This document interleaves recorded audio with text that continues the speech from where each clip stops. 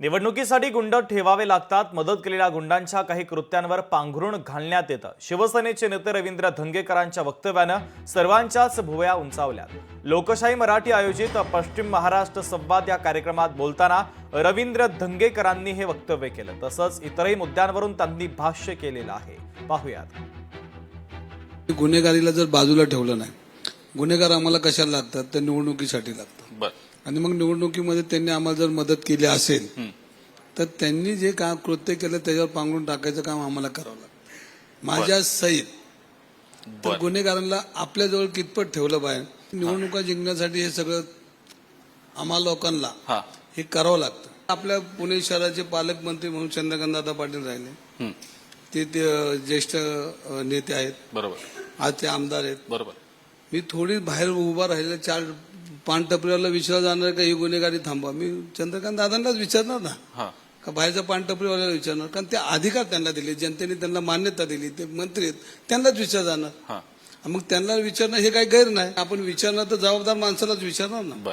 एका सिस्टीममध्ये जो प्रमुख असतो त्यालाच विचारणार. आणि सिस्टीमचे प्रमुख ते आहेत. आणि ज्या वेळेला निलेश गायकवाड बरोबर असणारी लोक त्यांच्या बरोबर असतात, म्हणून आपण त्यांना विचारणार हा कोण आहे.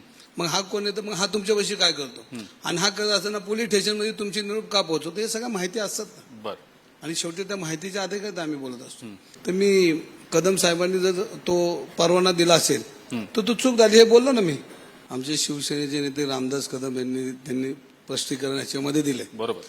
की एखाद्या मंत्र्याकडे गेलेला प्रस्ताव हा कोणाच्या तरी मध्यस्थीतून जातो. आमदार असेल, खासदार असेल, लोकप्रतिनिधी असेल, तर तो लोकप्रतिनिधी कोण आहे हे तुम्हाला सांगतो. रोहित पवारांनी काल जाहीर केलं. तेच ते लोकप्रतिनिधी ते जाहीर केलं. आता जाहीर केल्यानंतर आता त्याचा खुलासा त्यांनी केला पाहिजे. आणि त्याच्यामध्ये रामदास कदमांनी बी सांगितलं की ह्याच्यामध्ये एक सिस्टीम मंत्रिमंडळाच्या लेवलचा मोठा पदाधिकारी, मग विषय संपतो ना.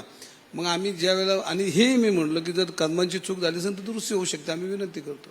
जनतेच्या अडचणीसाठी सत्तेला लाथ मारली तरी चालेल, पण जनतेसाठी तुम्ही रस्त्यावर उभे राहा. ही शिवसेना प्रमुख जी पक्ष स्थापना केली आणि त्या पक्षात मी काम करतो. शिवसेना प्रमुखांनी सांगितलं की जनतेच्या अडचण सत्ता येत असेल तर सत्तेला लाथ मारा पण जनतेबरोबर, हे वाक्य आहे. बरोबर. त्यामुळे मी काय चुकीचं वागत नाही. पण मग मित्र पक्षातले नेते त्यामुळे अडचणीत येतील याचा विचार रवींद्र धंगेकर करतायत नाही करत आहेत असा देखील आरोप होतो. ह्याच्यामध्ये मी पहिला पुणेकर आहे, हे वाक्य तुम्ही आपण ठाम ठेवलं. बरोबर. त्यामुळे काय अडचण नाही. पुणेकरांसाठी बोललो पाहिजे. बरोबर. आणि जो चुकला त्याला सांगितलं, ते धाडस माझ्यात.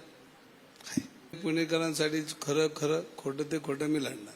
मग राजकीय पक्षाचं लेबल नको लावायला. तुम्ही आता जे करताय ते पुणेकर म्हणून करताय, राजकीय पक्षाचे नेते म्हणून नाही असा अर्थ काढायचा. पुणेकरांच्या हितासाठी लढायची वेळ आली तर आपण पुणेकर म्हणून पाहिला.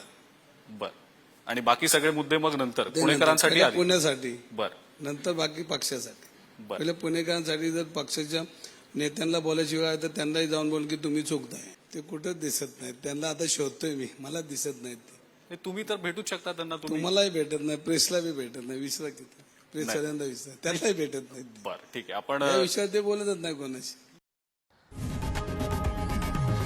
लोकशाही मराठी ऐका, पहा, जागरूक रहा.